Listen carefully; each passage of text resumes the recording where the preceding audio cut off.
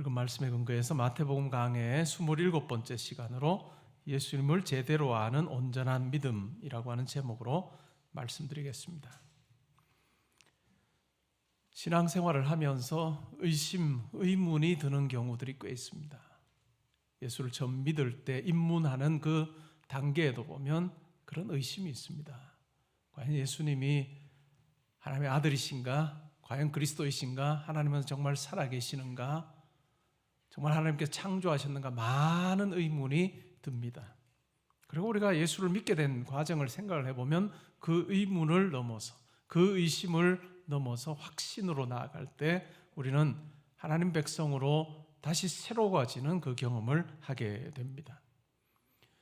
신앙의 초기에만 그럴까요? 그렇지 않을 것입니다. 우리가 신앙생활 하는 중에도 우리 속에 의심이 드는 경우가 있습니다. 때로는 여러 가지 상황 안에서 내가 기대하지 않았던, 내가 좋아하지 않는 어떤 상황에 처하게 될 때 우리는 의문을 가지게 됩니다. 정말 하나님께서 나를 사랑하시는 것 맞는가? 하나님이 계시는 것 맞는가? 라고 하는 의문을 가지는 경우가 있습니다. 그런데 이 의심과 의문을 어떻게 처리하느냐에 따라서 의심이 불신앙으로 나아가게 하기도 하고, 때로는 정반대로 의심이 더 깊은 신앙으로 나아가도록 인도하기도 합니다. 여러분은 과연 어떤 식으로 지금까지 반응하며 사셨는지요? 구약의 인물들을 보아도 신앙생활 가운데서 의심을 하는 경우들이 꽤 있었습니다. 우리가 잘 아는 믿음의 조상 아브라함을 한번 생각해 볼까요? 그는 하나님으로부터 귀한 약속을 받았습니다. 너의 후손이 바다의 모래알처럼, 그리고 밤하늘의 별처럼 그렇게 많게 해주겠다라고 하는 약속을 받았습니다. 얼마나 기뻤겠습니까? 근데 시간이 지나도 그 약속이 이루어지지 않는 것입니다. 그때 의심하기 시작합니다. 그리고 자기 방법대로 후손을 많이 누리려고 하는 그 같은 시도들도 그는 했습니다. 근데 하나님께서 아브라함에게 나타나셔서 말씀해 주십니다. 네 방법이 아니라 내가 하는 방법으로 많은 후손이 생길 거다라고 확증해 주셨고, 마침내 이삭을 통해서 많은 민족이 탄생하게, 많은 백성이 탄생하게 하셨습니다. 선지자 중에서 탁월했던 엘리야의 경우도 그러합니다. 그는 갈멜산에서 영적인 전투를 벌였습니다. 수많은 바알 선지자들과 영적인 전투에서 그는 승리했습니다. 그 일로 인해서 바알과 아세라 선지자들이 강가에서 많이 죽임을 당했습니다. 엄청난 승리를 그는 경험한 거죠. 근데 왕후였던 이세벨이 엘리야 선지자를 죽이려고 합니다. 그 말을 듣고 혼비백산하여 도망하지요. 결국 그는 숨습니다. 그리고 그렇게 엄청난 승리를 맛보았던 그가 자기의 삶에 대해서 비관하고 있습니다. 내가 이제는 나에게 남아있는 일은 죽는 일밖에 없습니다. 그리고 이스라엘을 둘러보니까 정말 하나님을 믿는 사람이 나밖에 남지 않았습니다 라고 그렇게 고백합니다. 그때 하나님께서 말씀하시죠.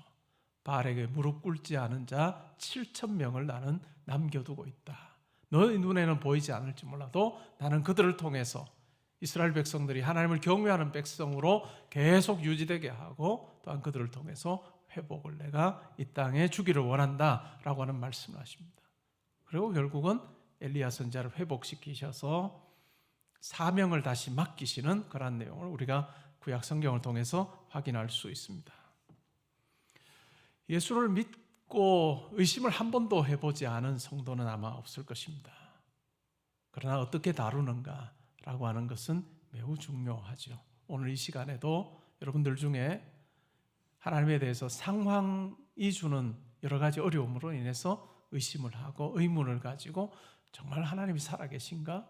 내가 하나님 자녀 맞는가? 라고 하는 의문이 드시는 분들이 있다면 오늘 이 말씀을 통해서 하나님께서 여러분들에게 들려주시는 그 음성을 마음에 잘 듣고 새기는 귀한 시간 될 수 있기를 바랍니다. 오늘 본문에 보니까 세례 요한이 예수님에 대해서 물음을 제기합니다. 세례 요한은 지금 감옥에 있죠. 주 1세기에 기록된 요세푸스의 고대사라고 하는 책이 있습니다. 그 책에 따르면 세례 요한이 사해로부터 한 8km 정도 떨어져 있는 마케루스 요새라고 하는 그 요새의 감옥에 갇혔다라고 그렇게 이야기합니다. 그곳은 매우 덥기로 유명한 곳이고요. 또 황량하고 열악한 환경으로 아주 잘 알려진 곳이었습니다. 세례 요한이 그곳의 감옥에 지금 갇혀 있습니다. 제자를 보내서 예수님께 묻습니다. 3절에 보니까 이런 내용이 나와요. 오실 그이가 당신입니까? 아니면 우리가 다른 일을 기다려야 됩니까? 라고 하는 말을 전합니다. 이 말의 의미가 뭘까요? 정말 예수님 당신이 메시아입니까? 아니면 내가 정말 진정한 메시아를 기다려야 될까요? 라고 하는 물음입니다. 이러한 물음에 대해서 5절에 예수님께서 말씀하십니다. 이사야서 35장의 말씀으로 전하라 라고 그렇게 명령하시죠. 이런 내용이 나옵니다. 맹인이 보며 못 걷는 사람이 걸으며 나병 환자가 깨끗함을 받으며 못 듣는 자가 들으며 죽은 자가 살아나며 가난한 자에게 복음이 전파된다 하라. 왜 세례 요한이 예수님에게 이와 같은 물음을 던졌을까요? 세례 요한이 기대했던 메시아의 모습과 예수님께서 지금 펼치시는 사역이 달랐기 때문입니다. 세례 요한은 어떤 메시아를 기다렸을까요? 메시아를 통해서 어떤 일이 일어날 거라고 생각했을까요? 그 당시에 유대는 로마 황제의 압제 가운데 있었습니다. 이와 같은 로마 황제의 폭정에 대해서 예수님께서 메시아로 오셔서 이 로마 황제를 향한 날선 비난을 해주기를 기대했을지도 모릅니다. 그리고 성전을 중심으로 권력을 행사하고 있는 성전 지도자들, 많은 제사에 드릴 이 재물을 팔면서 엄청난 수익을 자기의 주머니에 지금 넣고 있는 그와 같은 종교 지도자들의 어떤 위선에 대해서도 꼬집어 주기를 원했는지도 모릅니다. 그리고 분봉왕으로 다스리고 있었던 헤롯 안디바의 역겨운 그와 같은 부패에 대해서도 예수님께서는 신랄하게 비판하기를 기대했는지도 모릅니다. 세례 요한이 기대했던 메시아는 심판과 정죄를 통해서 부정한 사회를 바로잡는 그와 같은 정의로운 메시아를 기대했던 것 같습니다. 그리고 실제로 세례 요한은 그와 같은 삶을 그는 살았습니다. 세례 요한의 메시지는 강렬했고 결정적으로 헤롯 왕의 그 죄에 대해서 세례 요한은 언급을 했습니다. 헤롯의 동생의 아내와 결혼한 것에 대해서 강하게 비판하다가 결국 그 일로 세례 요한은 감옥에 지금 갇혀 있습니다. 세례 요한은 예수님이 세상에 등장하실 때 어느 누구보다도 분명하게 예수님에 대해서 선포했던 사람입니다. 보라, 세상 죄를 지고 가는 어린 양이다 라고 이야기했던 장본인입니다. 그리고 예수께서 자기에게 나와서 세례를 받으실 때 성령이 비둘기같이 그에게 임하고 또 하늘 문이 열리고 하늘에서 음성이 들리는 그와 같은 진기한 장면도 그는 보았습니다. 그러나 시간이 지나서 메시아로 활동하는 그 예수님의 모습 속에서 부정과 부패에 침묵하는 그와 같은 예수님을 보면서 과연 이분이 메시아인가? 그리스도인가? 라고 하는 의문을 지금 제기하고 있습니다. 그러면 왜 예수님은 이와 같이 세례 요한이 기대했던 그와 같은 심판을 선포하지 않으셨을까요? 왜 많은 사람들을 향해서 정죄하지 않으셨을까요? 그 이유는 바로 죄 가운데 있는 우리에게 은혜를 선포하기 위해서, 은혜를 우리에게 가져다 주기 위해서 오셨기 때문에 예수님의 사역은 은혜를 전하는 사역이고 나누는 사역이었습니다. 그리고 십자가에 달려 죽으심으로 결국 우리가 하나님께로 나아갈 수 있는 은혜의 보좌로 나아갈 수 있는 새로운 살 길을 열어주시기 위해서 예수님께서 이 땅에 오셨기 때문입니다. 그러나 그것이 전부는 아닐 것입니다. 예수님께서 다시 오시는 그날에는, 재림주로 오시는 그날에는 심판자가 되셔서 하나님의 뜻 따라 또 예수 그리스도를 믿는 자와 믿지 않는 자를 나누는 그와 같은 일을 반드시 하신다라고 그렇게 말씀은 이야기하고 있습니다. 예수의 초림은 은혜의 해를 선포하기 위해서 오셨기 때문에 예수님께서 하시는 사역을 보면 병자들을 고치시고 귀신 들린 자를 온전하게 하시고 가난한 자에게 복음을 증가하는 회복의 사역을 하고 계신 것입니다. 그러면서 6절에 예수님을 통해서 걸려 넘어지지 아니하는 자가 복되다라고 말씀합니다. 아마 세례 요한의 경우에는 예수님께서 하시는 일을 보면서 걸려 넘어지는 그와 같은 일이 있었던 것 같습니다. 그래서 의문을 제기한 것이죠. 예수님께서는 세례 요한에게 분명하게 자기의 이 땅에 오심의 목적과 사역에 대해서 다시 한 번 더 말씀해 주심으로 내가 바로 구약에서 이야기하고 있는 그 메시아다라고 하는 이야기를 해주고 계십니다. 이어지는 내용을 보면 세례 요한에 대해서 설명하는 내용입니다. 세례 요한은 하나님께서 세우신 선지자다라고 말씀합니다. 그리고 선지자보다 더 나은 이다 라고 그렇게 말씀하시면서 구약의 마지막 장인 말라기 3장 1절에 나오는 그 예언을 인용하시면서 그가 바로 이 세례 요한이 바로 그 구절에서 이야기하고 있는 엘리야와 같은 사명을 감당하는 자다라고 그렇게 말씀해 주십니다. 세례 요한 그는 메시아이신 예수 그리스도를 많은 사람들이 따를 수 있도록 메시아의 길을 곱게 하는 그 같은 사명을 받았던 자입니다. 그리고 그 일을 멋지게 수행했습니다. 그러기에 세례 요한은 구약의 어떤 인물들보다도 탁월하다라고 예수님께서 말씀해 주십니다. 여자가 낳은 이 중에 세례 요한보다 큰 이가 없다라고 그렇게 말씀하십니다. 그 이유는 바로 예수의 오심을 직접적으로 선포하는 그 사명을 감당했던 사람이기 때문에 그러합니다. 그러나 11절에 보면 아주 놀라운 이야기를 하십니다. 내가 진실로 너희에게 말하노니 여자가 낳은 자 중에 세례 요한보다 큰 이가 일어남이 없도다. 그러나 천국에서는 극히 작은 자라도 그보다 크니라. 이 말씀은 구약의 성도와 신약의 성도에 대한 차이를 이야기하고 있습니다. 신약의 성도 중에 가장 작은 자라 할지라도 구약의 성도 중에 가장 탁월했던 세례 요한보다 더 크다라고 그렇게 말하고 있습니다. 왜 그럴까요? 구약의 성도들은 오실 메시아를 바라보며 살았습니다. 그분이 오시면 이와 같은 일을 행하신다라고 하는 그 소망 가운데 그들은 살았습니다. 그러나 신약의 성도는 어떨까요? 예수께서 메시아로 이 땅에 오셔서 십자가에 죽으시고 부활하신 것을 보았습니다. 그리고 부활하시고 승천하셔서 성령이 자기 백성들 가운데 하나님께서 성령을 부어주심으로 새롭게 되어 정말 천국에 대한 소망을 그리스도의 십자가와 부활을 통해 생생하게 맛보는 그와 같은 특권의 자리에 신약의 성도들은 있습니다. 구약의 성도들은 멀리 바라보면서 오실 그리스도를 소망하고 기대했다고 한다면 신약의 성도는 이미 오신 예수 그리스도를 통해서 예수 그리스도께서 우리로 하여금 천국 백성으로 누리게 하시는 많은 은택을 누리는 자로 예수를 만지는 자로 천국을 바라보는 자뿐만 아니라 천국의 그 놀라운 능력을 소유하고 맛보는 자로 사는 특권을 우리에게 주셨기 때문에 천국의 가장 작은 자라 할지라도 세례 요한보다 크다라고 그렇게 말씀하고 있습니다.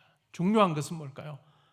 신약 백성으로 사는 내가 이와 같은 특권을 누리고 있는가라고 하는 것입니다. 예수님께서 말씀하신 이 말씀대로 내가 정말 그 특권을 누리며 살고 있는가? 은혜의 보좌 앞으로 담대히 나아가서 하나님께서 공급해 주시는 지혜와 능력 가지고 내 삶을 꾸려가고 있는가라고 하는 것이 중요한 문제일 것입니다.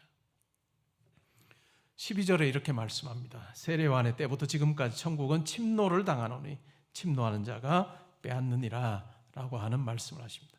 이 말씀과 관련된 해석이 정말 많습니다.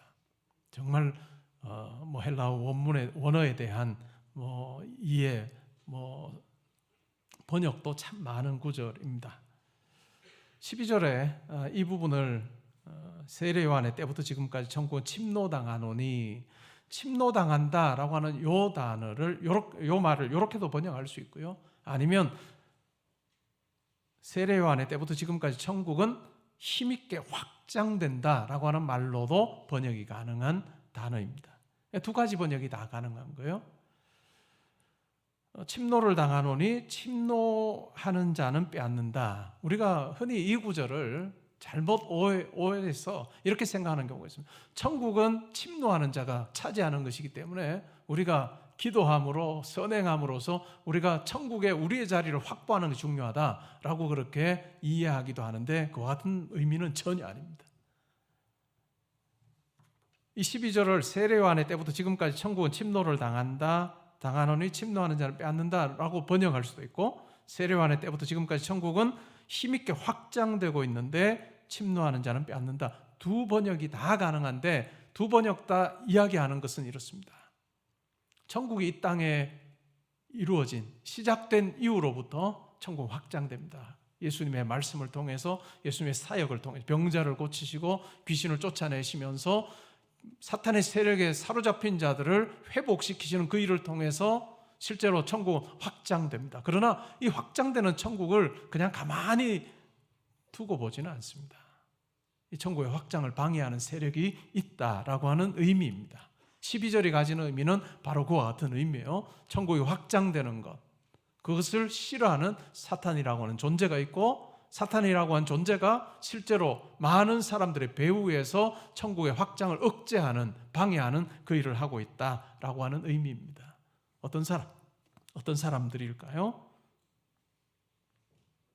바리새인과 서기관들과 같은 종교 지도자들, 그리고 메시아가 오면 압제 가운데 있던 우리나라를, 이 유대를 이 로마 황제의 손에서 건져줄 거다라고 생각하는 정치적인 메시아를 꿈꿨던 일반 대중들, 그리고 메시아가 오게 되면 우리가 잘 먹고 잘 살 거다, 번영하는 삶을 살 거다.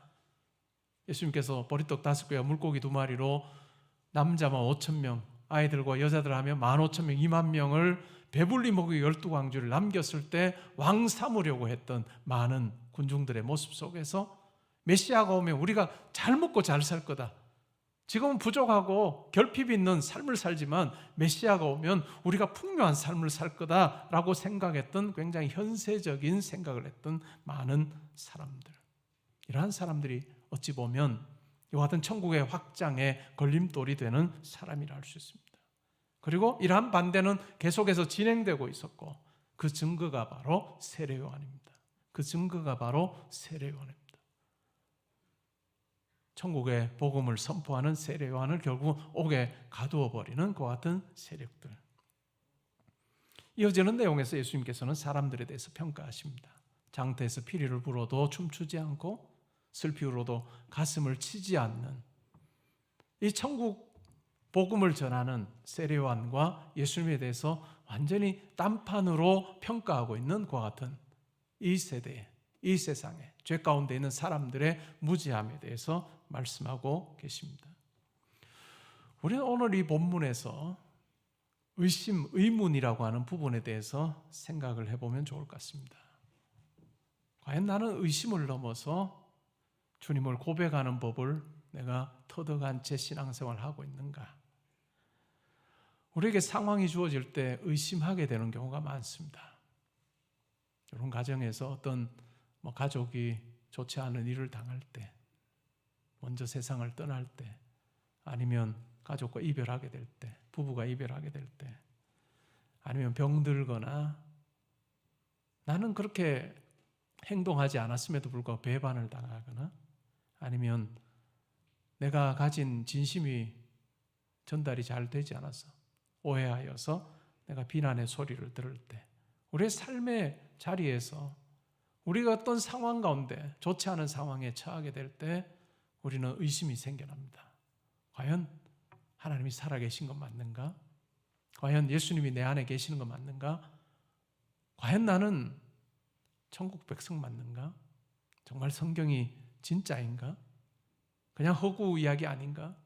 수천 년 전에 기록된 그냥 유대인들의 기록 정도가 아닌가? 많은 의문들이 우리 가운데 일어납니다. 그때 우리가 어떤 태도를 취하는가라고 하는 것은 매우 중요합니다. 의심이 때로는 불신앙으로 완전히 믿음을 저버리는 쪽으로 나아가게 할 수도 있습니다. 그리고 때로는 의심이 더 깊은 신앙으로 나아가게 할 수도 있습니다. 이러한 의심의 자리에서 말씀을 붙드는 것은 매우 중요합니다. 저에게는 대학교 1학년 시기가 저에게는 제 인생에서 가장 의문이 많았고 의심이 많았던 시기였습니다. 우리가 흔히 하는 말로 저는 모태신앙으로 태어났습니다. 태어나 보니 부모님이 다 믿는 분이었고 형들과 누나도 다 믿는 사람이었습니다. 모태신앙으로 태어났습니다. 그렇게 해서 20년을 그냥 교회 생활을 했습니다. 근데 대학교 1학년 때는 제 인생을 완전히 송두리째 바꿔놓는 그런 일이 사실은 대학 들어가면서에게는 일어났습니다. 저는 목사가 되려고 하는 생각을 중고등학교 시절에는 가져본 적이 없습니다.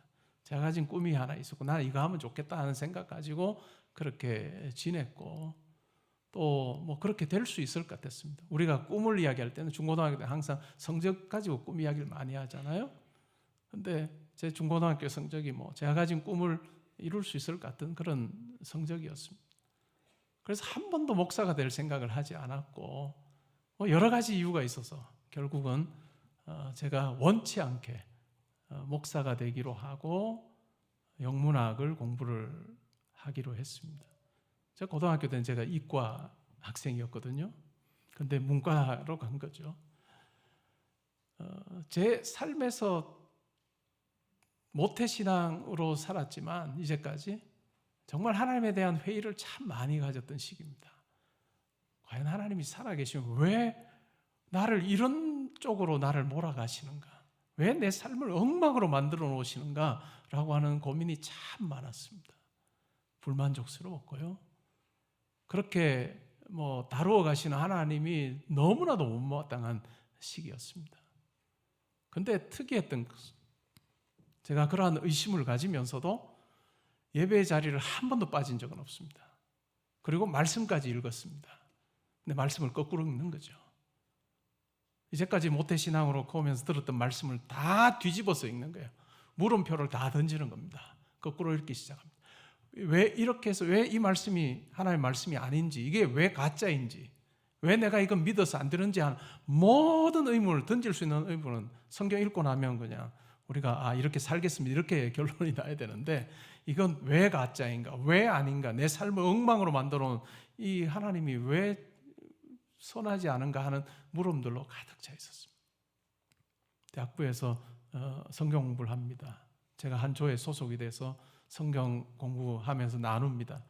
조장들이 힘들어했습니다. 왜냐하면 뭐 성경 공부할 때마다 왜 이게 말씀이 아니고 하나님이 왜 이런 식으로 역사하지 않으시 이런 이야기만 하니까 뭐 정말 저를 피해서 많이 도망을 다녔습니다. 제 선배들이. 거꾸로 읽었습니다. 그리고 제가 대학 들어갈 때는 이제 4년을 학교에서 장학금을 주고 매월 생활비를 주는 걸로 하고 계약서를 쓰고 들어갔습니다. 근데 목사로서의 삶이라고 하는 것이 저에게는 도무지 수용이 되지 않는 거예요. 왜 하나님께서 나의 삶을 이렇게 흐트러 놓으시고 내 꿈을 이렇게 여지없이 짓밟으시는 하나님인가라고 하는 생각을 했어요. 대학교 1학년 때 제가 딱 도서관에 2번 갔습니다. 결과가 어땠을까요? 그냥 자동 뭐 어느 정도 성적만 나오면 제가 장학금을 자동으로 받는 그 장학금을 제가 못 받았습니다. 그 정도로 저에게는 힘든 시간이었어요. 의문이 많았고 의심이 많았던 시간. 대학교 2학년 시작하기 전 2월 달 대학부 수련회에 참석했다가 제가 꼬꾸라졌습니다. 성령님이 제 안에 오셔서 저를 뒤집어 놓으시는, 저는 그날 밤을 아직도 잊을 수가 없습니다. 밤새 마룻바닥에 떼굴떼굴 구르면서 내가 얼마나 추악한 존재인지, 내가 얼마나 죄악 덩어리인지 똘똘 뭉쳐 있는지를 저로 하여금 보게 하셨습니다. 그 전에 하나님께서 왜 내 인생을 그렇게 건드리시냐고, 하나님 정말 그러실 수 있냐고 그렇게 외쳤던 저에게 십자가의 그 은혜와 사랑이 저에게 전달이 될 때 정말로 내가 얼마나 작은 자인지, 얼마나 무지하고 얼마나 부족한 자인지를 그때 깨닫고 그리스도의 십자가 그로부터 흘러나오는 그 은혜, 그 사랑에 감격하면서 정말 하나님이 정말 크신 분이심을 고백하게 되고 하나님의 선하심에 대한 고백을 했습니다. 그리고 다시 이제 2학년 올라가서 그때부터 목사가 되면 내가 어떤 목사가 될까 하는 그 마음으로 다시 공부를 시작을 하고 책을 잡았던 기억이 납니다.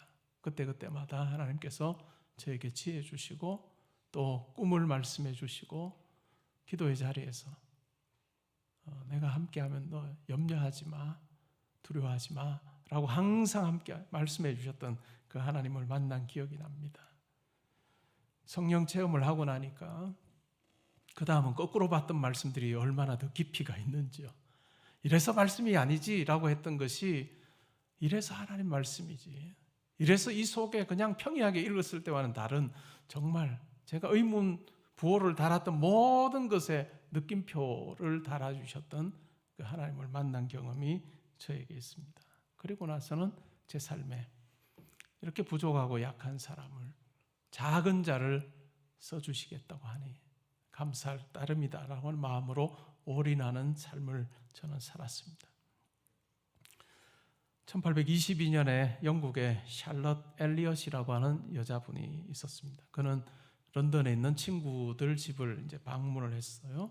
그러다 우연히 말란이라고 하는 목사님을 만나게 됩니다.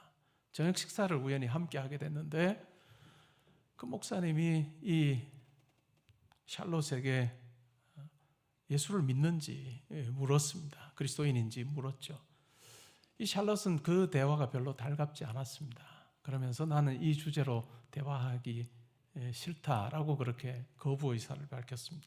그러자 말란이라는 목사님이 내가 성가시게 해드릴 생각은 없지만 예수를 믿어야 구원받을 수 있고 하나님을 만날 수 있다라고 하는 이야기를 했습니다.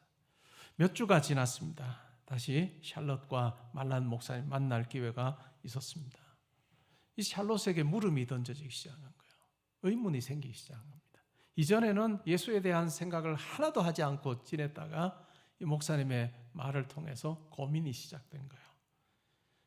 목사님에게 이렇게 말합니다. 내가 그리스도께 가고 싶은데 어떻게 가야 하는지 모르겠습니다.